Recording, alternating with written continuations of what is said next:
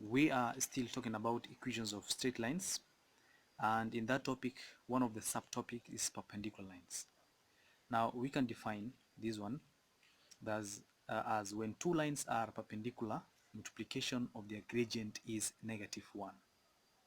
When you say that in equations of straight lines, when two lines are perpendicular and line 1, gradient of line 1 times gradient of line 2 is always -1. Now in this example of ours here, you say that a perpendicular to the line y is equals to minus 4x plus 3 passes through the point 85. Determine its equation. We are determining the equation of the perpendicular that passes through a given point 85. L1 is the line and the equation is y is equals to minus 4x plus 3. Perpendicular passes through 85. So for us to get the equation of the perpendicular, we must get the gradient of the perpendicular.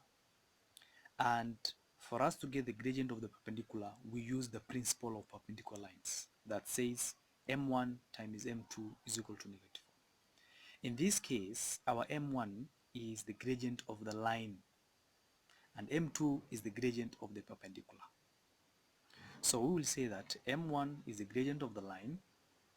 The gradient of the line is -4x, -4, because when we are talking about writing the equation in the form of y is equals to mx plus c, we say that the coefficient of x, which is m, is the gradient. So that's why we are taking the gradient of the line as -4. Now, -4 times m2 is equal to -1. m2 is the gradient of the perpendicular, and therefore the gradient of the perpendicular is a quarter. Now, we can now comfortably get the equation of the perpendicular by using the point where the perpendicular passes, that is 85, the gradient of the perpendicular, and another arbitrary point xy.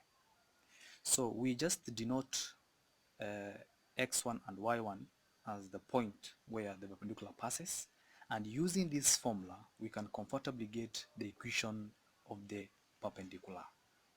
So we will say y, there's this just arbitrary y, arbitrary point y, minus 5 is from here, y1, is equal to m is the gradient of the perpendicular, which is a quarter, into bracket, x is just arbitrary x, minus x1 is from the point, which is 8, and then you can say that we can expand the bracket and we'll get a quarter x minus 2, because a quarter times 8, a quarter of 8 is 2. Now from there, we take this -5 to the other side, so we get y is equals to a quarter x minus 2 plus 5. And finally, our answer is going to be y is equals to a quarter x plus 3, because -2 plus 5 is the same as 5 minus 2, and that is +3. That is the equation